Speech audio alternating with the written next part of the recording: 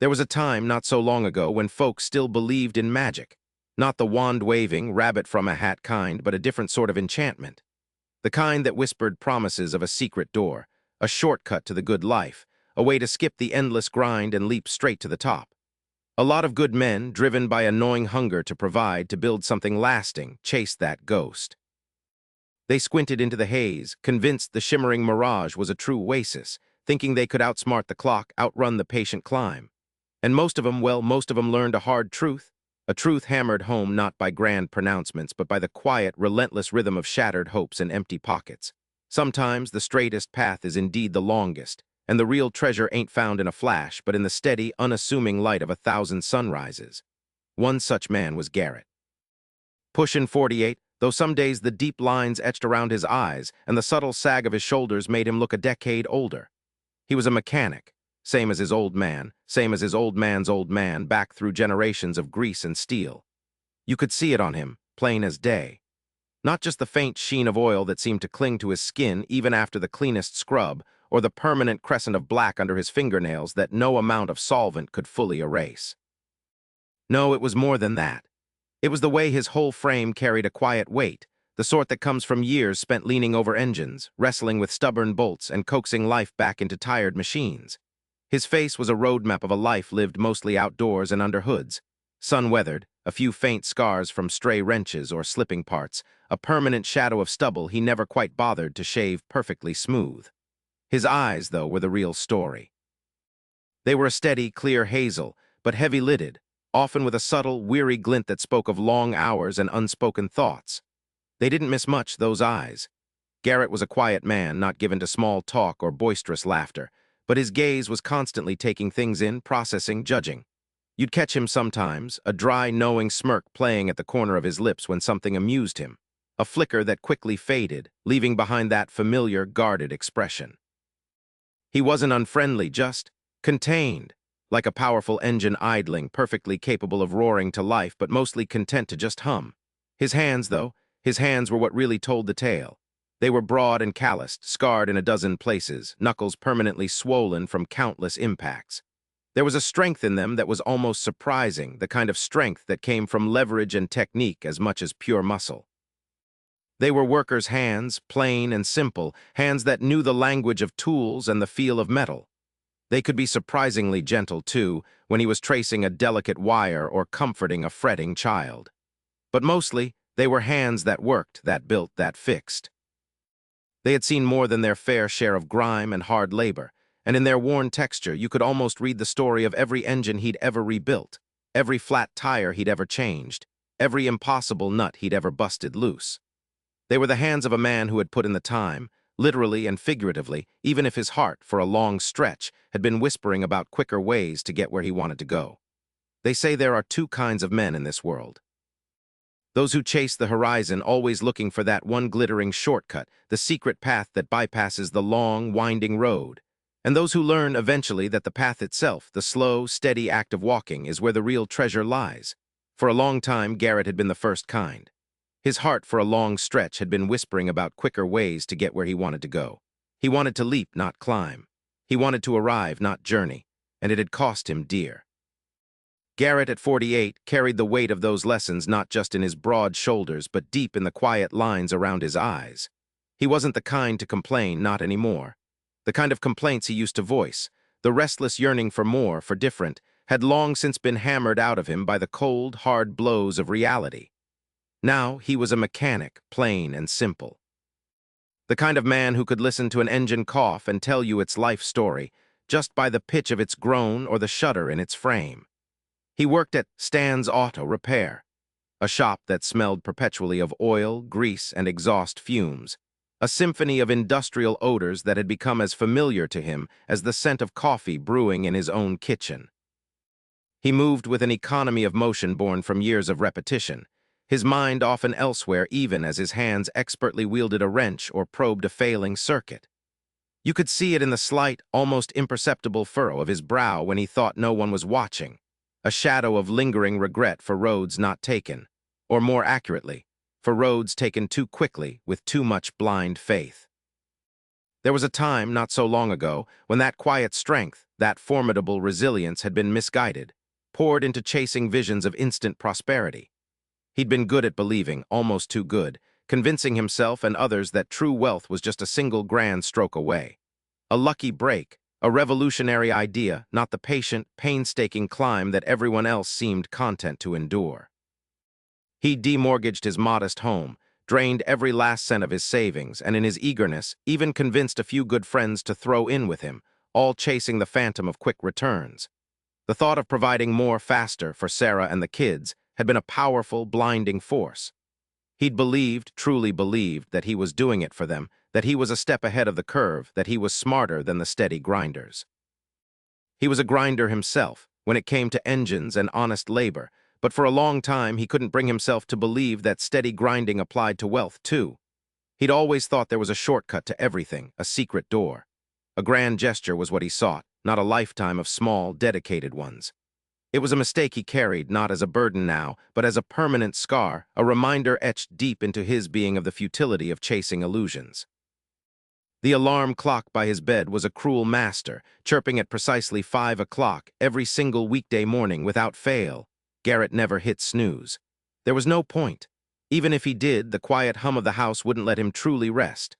Sarah, bless her heart, was usually already stirring, the soft click of the coffee maker already a familiar preamble to his day.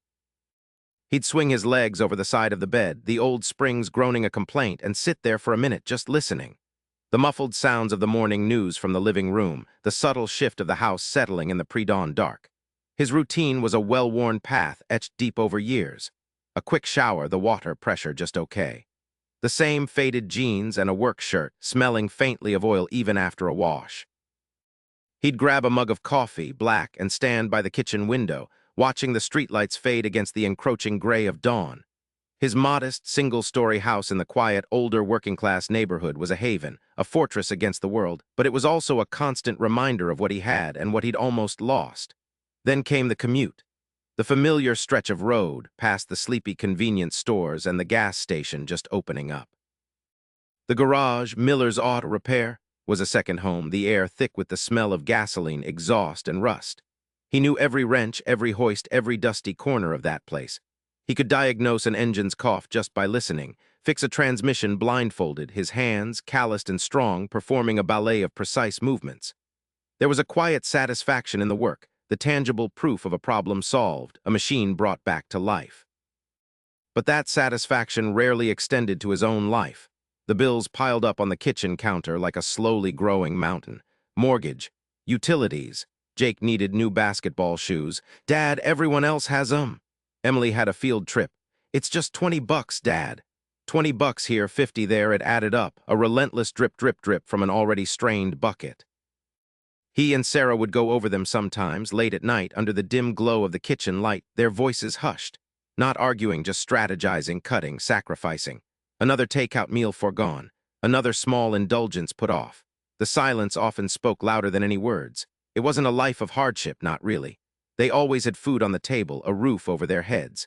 But it was a life perpetually on the edge, one bad week away from real trouble. He hated that feeling, that constant, nagging uncertainty. It was the antithesis of the stable future he so desperately wanted for his family. And in those quiet moments, especially when he was alone, the demons would crawl out. They weren't roaring monsters, but insidious whispers, soft at first, then growing louder, echoing the ghost of who he used to be or who he desperately wanted to be. He'd stare at his hands, these hands that could dissect an engine and put it back together perfectly, and wonder how they could have been so foolish, so utterly inept, when it came to his own finances. The sting of those past, sure things hadn't faded, not entirely. It was a dull ache, a phantom limb of ambition that had been severed. He tried to outsmart the system, to shortcut the climb, fueled by a potent mix of impatience and a genuine, albeit misguided desire to elevate his family's life beyond the daily grind. He remembered the grand pronouncements he'd made, the way he'd talked up those revolutionary business ventures, the certainty in his voice as he'd painted visions of early retirement, of college funds overflowing, of a life free from the tyranny of the clock-in, clock-out. He'd seen himself as a visionary, a risk-taker, someone who wasn't afraid to grasp opportunity. But that wasn't the whole picture, was it? The truth was, he'd been scared. scared of the slow crawl, scared of watching his youth drain away in the service of someone else's dream, scared that he wouldn't be able to provide the more he felt his family deserved. That fear, coupled with a belief that wealth was a sudden windfall rather than a steady harvest, had made him susceptible. He'd swallowed every pitch, every glossy brochure, every charismatic speaker's promise. And the cost, the real cost, wasn't just the money. It was the trust. The way Sarah's eyes would sometimes glaze over when he talked about any new idea, however small. The hesitant questions from friends he'd once convinced to join him, their quiet withdrawals, their polite excuses. That was the deepest wound. He'd taken their faith, their hard-earned cash, and turned it into smoke and mirrors. The shame of it was a lead weight in his stomach, a constant reminder that he hadn't just failed himself, but he'd failed those who believed in him. He carried that regret like a shadow, clinging to him in the garage, at the dinner table, and especially in the dead of night. He was a grinder now, a steady hand. But the ghost of the man who chased rainbows, who believed in the secret door, still haunted the edges of his quiet, determined world. He carried that regret like a shadow, clinging to him in the garage, at the dinner table, and especially in the dead of night. He was a grinder now, a steady hand. But the ghost of the man who chased rainbows, who believed in the secret door, still haunted the edges of his quiet, determined world. The ghost wasn't just a memory, though.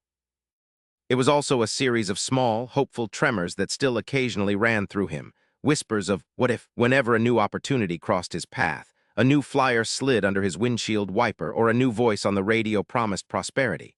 He'd learned to suppress them, mostly. But one last time, he hadn't. It was a Tuesday afternoon, a day no different from 1,000 others, the smell of grease and burnt oil thick in the air of Miller's auto. Garrett was elbow-deep in the engine of an old Impala, trying to coax life back into a carburetor that seemed determined to stay dead. His phone, tucked onto a nearby workbench, buzzed. It was an email, a notification he'd been waiting on for weeks, the last update on Zenith Gold Ventures, a digital currency mining operation he'd sunk the last of his remortgaged equity into. The one he'd pitched to old man Miller himself and a couple of buddies from his poker night, with such conviction that they'd each chipped in a respectable sum. Garrett had been certain this was it, the real deal, the one that would finally, silently rectify all the past mistakes. The slow crawl up was good, sure, but a single, well-placed jump could clear the whole mountain. He wiped his hands on a rag, the greasy fabric clinging to his fingers as he picked up the phone. The subject line was terse. Urgent update, Zenith Gold Ventures. His heart gave a little skip, a familiar, hopeful flutter. He opened it. The words blurred at first, a jargon of unforeseen market volatility, liquidation of assets, irrevocable insolvency. His eyes snagged on phrases like complete loss of principal, no recourse, and immediate cessation of operations. It wasn't just a failure, it was absolute, undeniable obliteration. Every cent gone, and not just his but Miller's and his friends. The quiet shame, that familiar lead weight, intensified, twisting into a sharp, searing pain in his gut. He read it twice, 3 times, each word a hammer blow. The metallic tang of fear rose in his throat. He felt the blood drain from his face, leaving a cold, clammy film. The Impala's half-dismantled engine, the wrenches on the floor, the hum of the air compressor, they all faded into a distant, muffled echo. All that was left was the ringing in his ears and the sickening realization that he'd done it again. Not just to himself, but to the good, trusting people around him.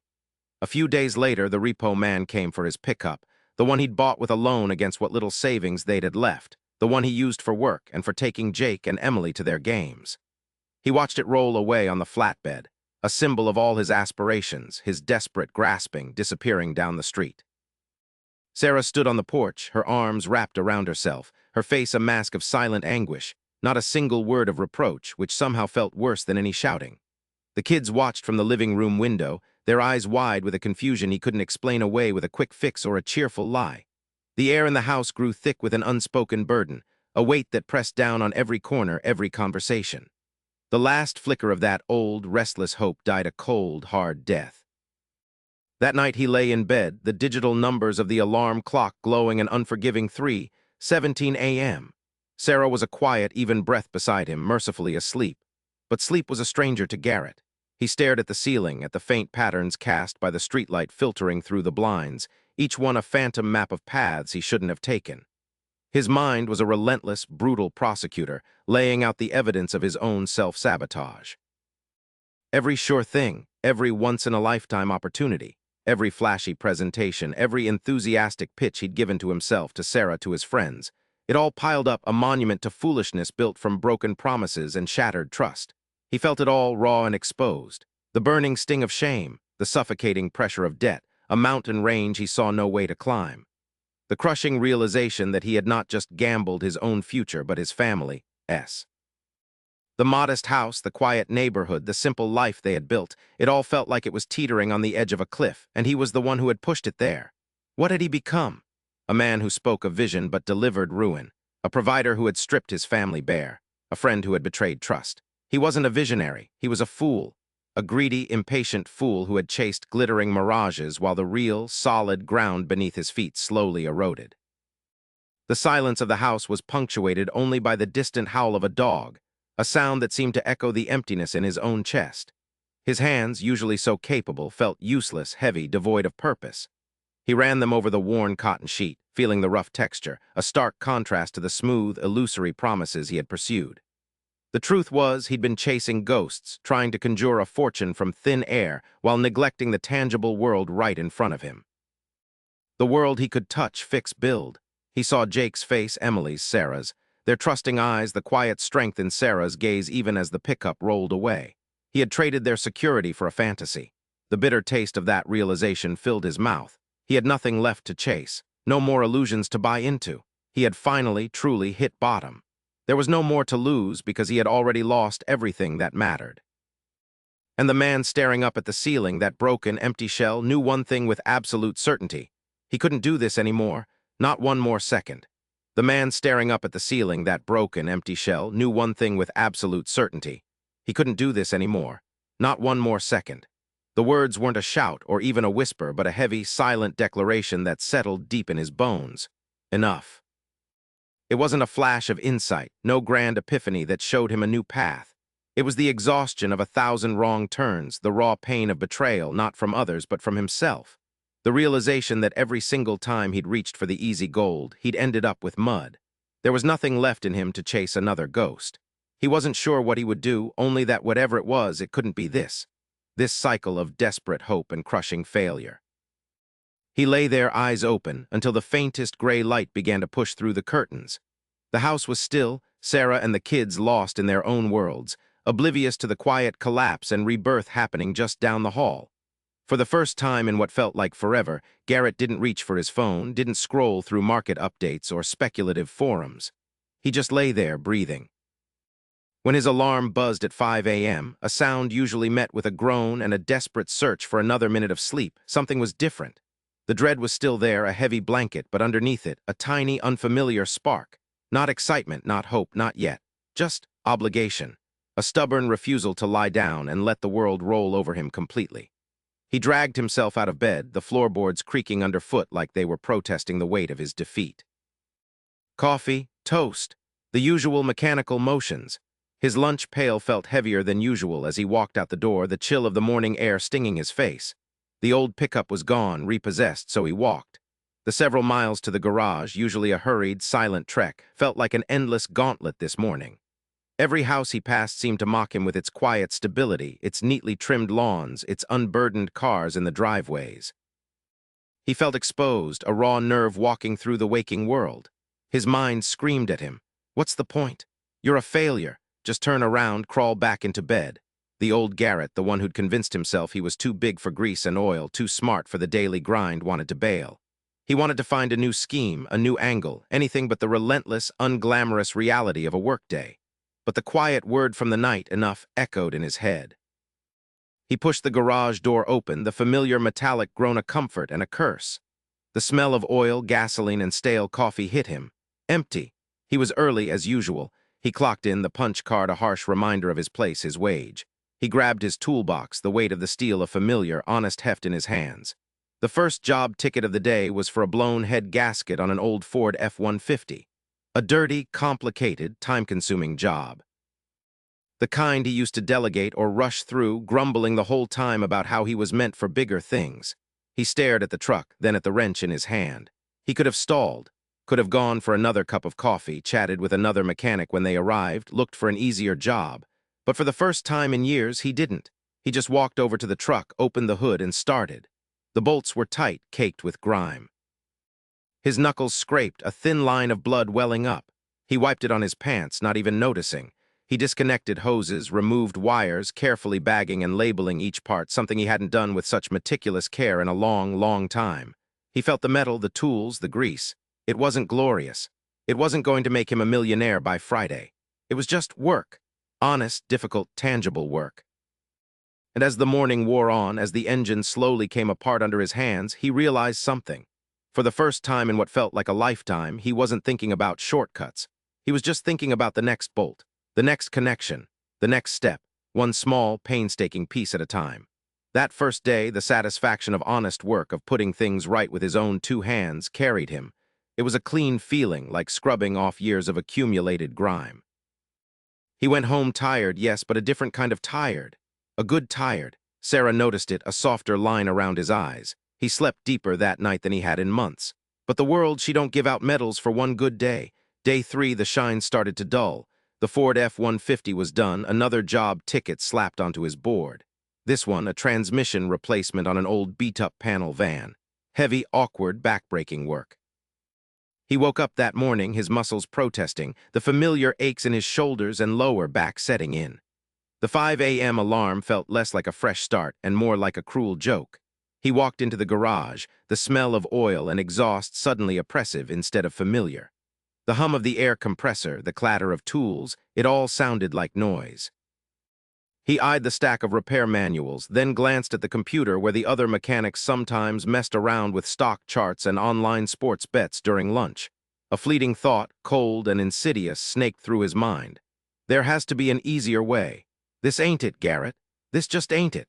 He picked up the heavy transmission jack, the metal cold against his calloused hands. His jaw clenched. He told himself, told Sarah, told the empty walls of his garage that night that he was done chasing ghosts. But the ghosts, they knew his address. They'd whisper to him in the quiet moments, in the heavy lifts, in the mundane repetition. Remember that crypto coin? Remember that land deal? Just one more time, Gar. You were almost there. He grunted, forcing the jack into position under the van. The weight wasn't just metal. It was the burden of his own skepticism, his own ingrained impatience. He worked, slower than the first day, fueled less by hope and more by a grim, teeth-grinding refusal to stop. By day 7, the quiet strength Garrett had glimpsed was buried under a thick layer of exhaustion. His body ached from crawling under cars, from wrenching tight bolts, from hauling heavy parts. His mind, however, was in a different kind of pain. Every afternoon around 2 o'clock he'd hit a wall, a mental slump where the appeal of the next big score, the quick fix, felt overwhelmingly seductive. He saw an old acquaintance, Manny, walking through town one lunchtime. Manny, a slick talker, always had a guy for this or a deal for that. Garrett quickly ducked into a diner, hiding behind a greasy menu, his heart pounding a little too fast. The temptation wasn't just to talk to Manny. It was to fall back into the easy rhythm of promises and possibilities, even if they were always empty. That week, a regular customer, old Mrs. Henderson, brought in her ancient Buick. It was a simple oil change, but she was a notorious nitpicker, always finding something wrong, always complaining. In his old life, Garrett would have snapped or cut corners just to get her out. Today, as she droned on about a phantom squeak, his patience wore thin, a brittle thread about to snap. His hand hovered over a less than perfectly tightened drain plug, a shortcut, a way to save himself 5 extra seconds of effort. No one will ever know, the voice whispered. He closed his eyes for a moment, seeing Jake and Emily's faces, Sarah's tired but trusting smile. He saw the empty savings account. He saw the repossessed truck. He saw the futility. With a sigh that came from the depths of his bones, he pulled out his torque wrench and meticulously tightened the plug to specification, then double-checked it. The phantom squeak, he realized, wasn't in Mrs. Henderson's car. It was in his own head, an echo of the old careless Garrett. 2 weeks in, day 14, Garrett was a walking bruise. Not just from the wrenches slipping or the tight spaces, but from the constant internal wrestling match. His hands were raw, crisscrossed with cuts and grease lines that refused to wash out completely. His nails were perpetually dirty. He looked at himself in the reflection of a freshly waxed fender, a tired, grease-stained man. This wasn't the man in the glossy brochures, the man who was going to disrupt the industry or retire by 50. This was a mechanic, just a mechanic. That morning, he stared at a stack of unpaid bills on the kitchen counter, the stark reality of his finances still a gaping wound.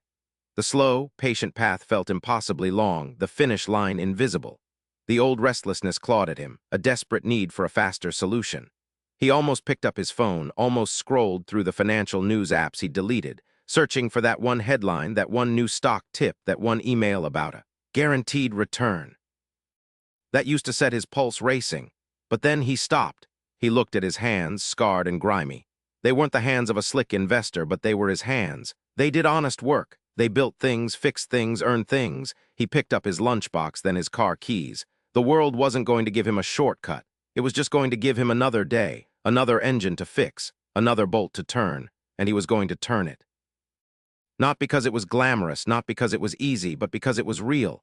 And for Garrett, real was finally enough. The days after that realization weren't suddenly easier. The wrench still felt heavy, the grease still clung, and the smell of oil was still the pervasive scent of his life. But something inside Garrett had shifted.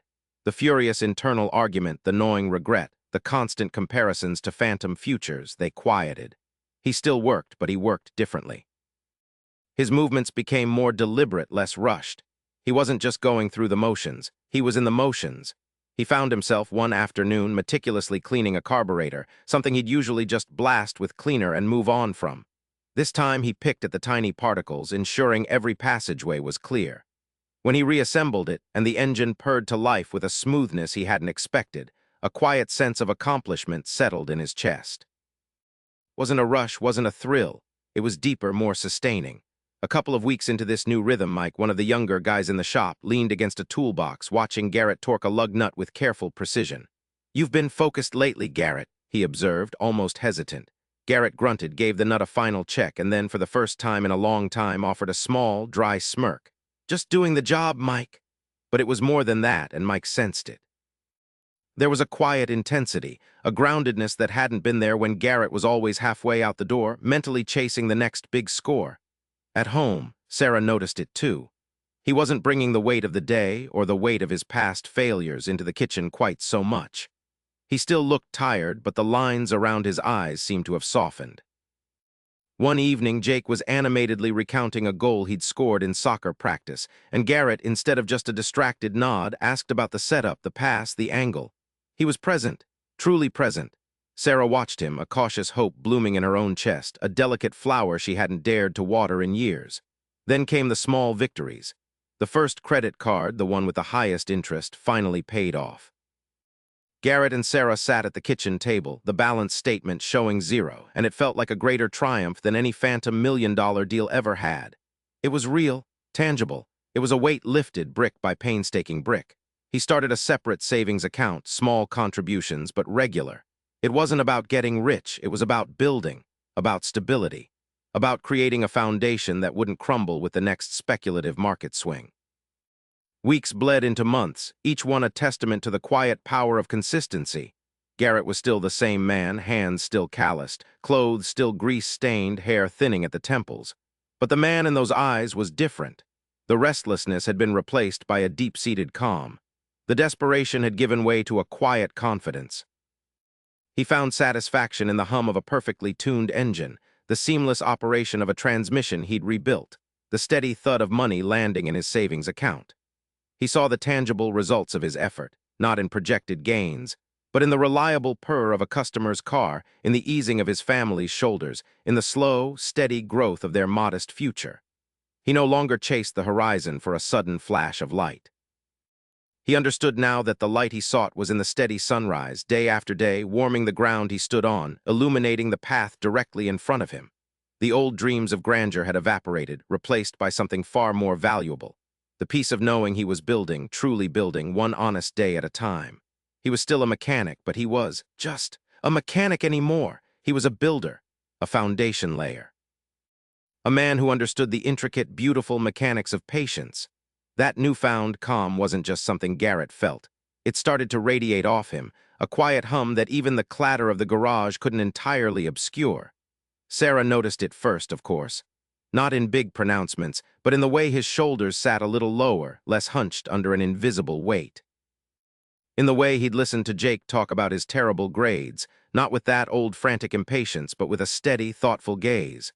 "You're different," she'd said one evening, watching him fix a wobbly leg on the kitchen table, a small, practical task he used to put off, always dreaming of grander fixes for their lives. He'd just grunted, giving a tight bolt one last turn. Just finally learning how to tighten a screw properly, I guess. But his smirk, that knowing, dry smirk, held a little more genuine contentment than it used to. Even at work, old Stan, who'd seen more mechanics come and go than he had wrenches, started to see it. Garrett wasn't rushing through jobs anymore, wasn't grumbling under his breath about the next big thing. He was methodical, his movements precise, his focus entirely on the task at hand.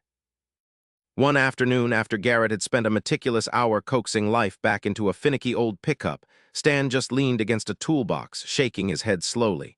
"Used to be you were always halfway out the door, Garrett," Stan rasped, wiping grease from his brow. "Head full of clouds, pockets full of wind. Now you just build." Garrett had wiped his own hands on a rag, looking at the resurrected engine with a deep satisfaction. "Guess I realized the only clouds worth chasing are the ones that bring rain to a good garden, Stan, and the only thing worth filling my pockets with is an honest day's pay." The house, that modest single story, began to reflect his change. It wasn't overnight, no grand renovations, but a leaking faucet that had dripped for months finally got a new washer. A fence post that had leaned precariously for years was braced, then slowly, steadily replaced. The small savings account, once a pipe dream, grew with quiet persistence, a testament to his daily discipline. He started setting aside money for Jake's driving lessons, for Emily's art supplies, small, achievable goals that replaced the phantom millions of his past. The dinners became less tense, the silence at the table less weighted with unspoken anxieties. Garrett started telling stories from the garage, the weirdest car problems, the funniest customers. He'd listen more, too, truly listen to Sarah's day, to the kids' teenage dramas and dreams. He still carried the scars of his past mistakes, the phantom ache of that crushing disappointment, but they no longer defined him. They were simply part of his story, a grim reminder of where he'd been and why he chose the path he was on now. He wasn't rich, not in the way he'd once defined it. The house wasn't a mansion, the cars weren't luxury models. But when he looked around at Sarah, her eyes soft with a trust he'd almost broken, at Jake helping him change the oil in their old sedan, at Emily sketching quietly on the sofa, he saw a wealth far greater than any sum in a bank account. He saw stability. He saw connection. He saw a future that wasn't a gamble, but a slow, steady climb, each step solid beneath their feet. "Used to think there was a shortcut to everything, you know," said to Sarah one night watching the moon from their porch swing. The crickets were chirping loud, a steady, rhythmic chorus.